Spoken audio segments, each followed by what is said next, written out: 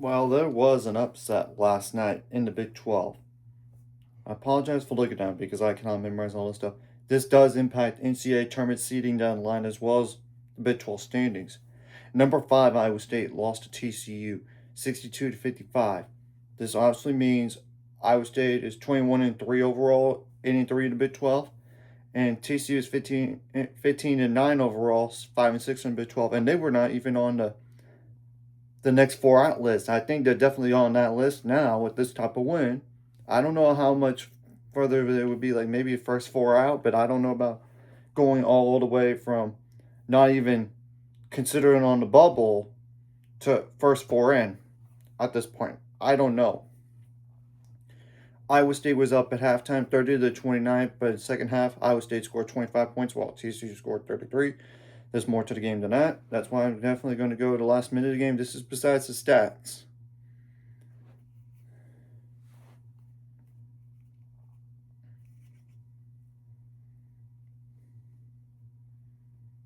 Try to scroll here.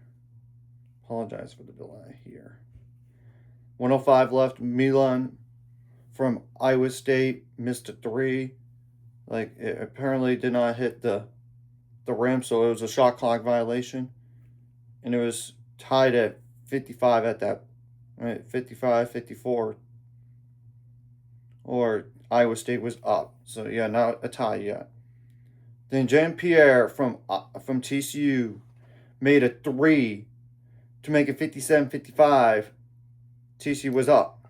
Iowa State did call timeout 8 seconds later, and Taman Lipsey turned the ball over around 31 seconds left, which was stolen by Xavier Edmonds from TCU. Michael Robinson made a dunk, assisted by Tanner Toolson to make it 59-55.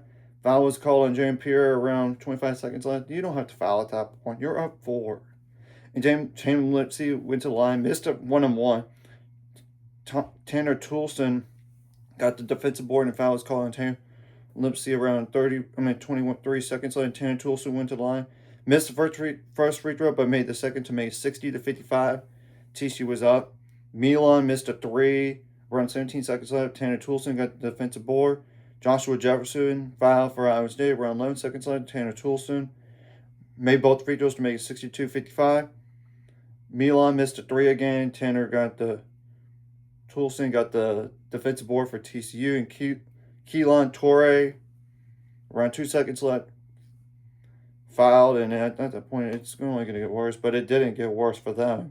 Tanner Toolson went to the line, missed both free throws. And Joshua Jefferson got the defensive rebound, and that was the game right there. Now, Iowa State shot 42% from the field on 57 attempts, 22% on threes on 23 attempts. They only were 25% on free throws on 8 attempts.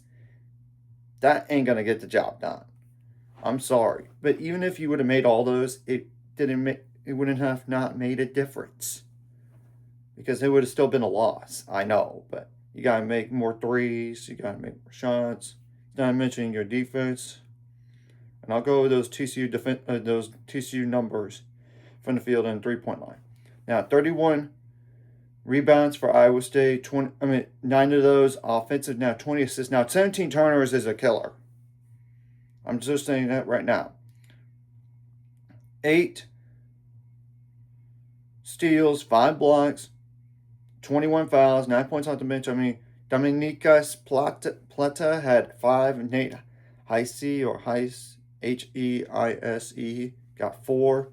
3 double-digit scores combined for Joshua Jefferson, who did not get up to 17 points per game or more. He only had 12. Milan only had 11 points, and he's usually a guy about 17 or 18 a game. And it was very ineffective, to say the least. 4 for 12 from the field, 3 for 11 on threes. And there's Taman Lipsey with 12. So, yeah, 35 points among 3 players. And Lipsey is maybe a point or two, less than 3 points from his average. And only one player scored 6 points this game was Blake Buchanan with 6. Now, TCU had 23 bench points. Letarius Vicious had 6. Tanner Toolson had 17 in the game.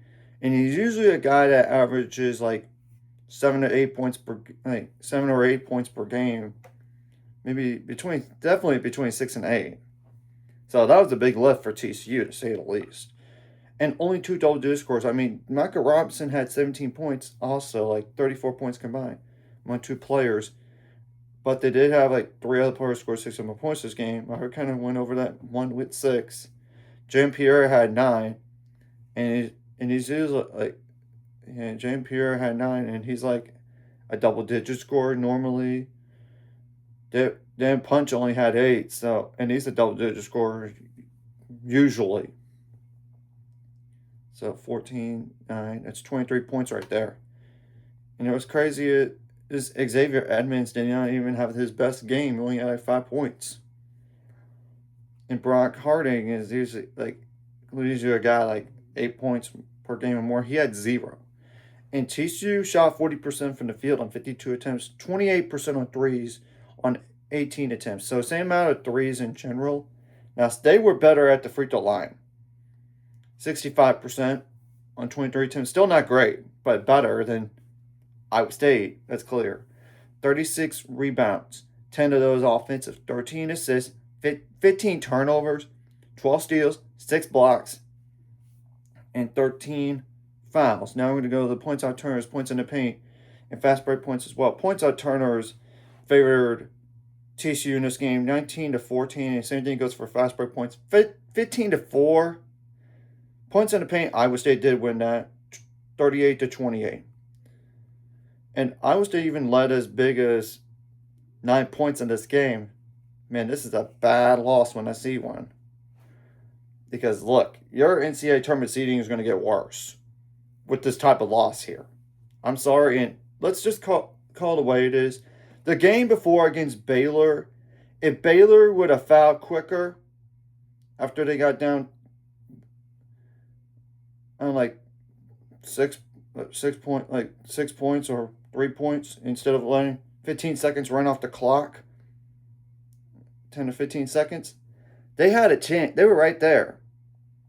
I mean, they just didn't foul quick enough at that point. And yes, I know it was part of his garbage time, but you nearly escaped at home against a Baylor team that might not make the NCAAs. I'm just saying. Well, your next game won't be an easy one. It's Kansas on Valentine's Day. Yeah, and Kansas has been playing a lot better ball than you recently. I mean, a lot better ball. 8 straight conference wins. But I have to think you would want revenge. After all, you did lose to him pretty bad in Lawrence. Then you get Houston at home on February 16th. Big day you get them at home, but it's going to be a tough game. Now, February 21st, you got on the road to BYU. Not an easy place to play, but I will say BYU does have defensive issues. I saw it firsthand last night when Baylor played BYU. I'm just saying. Then you got Utah on the road February 24th. That would be a bad loss when I see one, so I don't think you should lose that game, even though it's your second game in altitude. And then you get Texas Tech at home February 28th. So only like one game that's a given. Everything else, not really. Yeah, not exactly ideal. Now, TCU, sure, you won this game, but there's more work to be done in order to think about the NCAA tournament. You can't rely on others. Well, I would say it could be a dangerous game because it's a potential letdown. It's at Oklahoma State. Oklahoma State beat UCF when they were ranked. And yes, I know they lost to Arizona State last night, and that's a bad loss for them. But they beat BYU like last week. So I'm just saying, beware. And they're coming off a loss, so yeah, I think they would be a little bit keyed up for this game. And it's going to be a battle of two teams are fighting for potential NCAA tournament lives here. Then you got to go on the road to UCF February 17th. I think UCF is better than you, especially with the cross-country travel, but you never know. Then you get West Virginia at home February 21st. February 24th, you got Arizona State at home. I would not think you would lose that game. If it was at Arizona State, I would be a little bit more wary, but you never know. And another thing, TCU did lose to New Orleans in game number 1 this year, so that's a bad loss when I see one. And it's not even mentioning they lost to Colorado, out Colorado by 26 points. In the last game in that stretch, well, they're going to play Kansas State on the road, and that would be your second meeting on February 28th. And remember, Kansas State was leading the majority of the game against you in Fort Worth, and you found a way to survive. Because if you would have lost that game, that would have forget NCAA tournament hopes. I'm just saying that right now, and that's a Kansas State team that's really down in a bad spot. I would not think you would lose, but it is on the road, and I surely would think they would want to get back at you and beat you. After all, they let that game slip away underneath their fingers. So, anyways, if you like this content, hit the like, subscribe button. See you guys later on the Reddit. 89 subscribers, course, ultimate goal is 1,000 more. So, remember this course, like video, comment video really helps YouTube algorithm. Some more people see it. Sharing the video does help as well. So more people can watch. And if you're watching, not subscribe, hit subscribe button, hit the notification bell as well.